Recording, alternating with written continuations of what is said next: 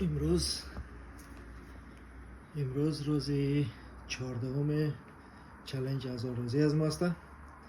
2 هفته تیر شده و کم کم به عادت تبدیل میشه. در یک کتابی که خوانده بودم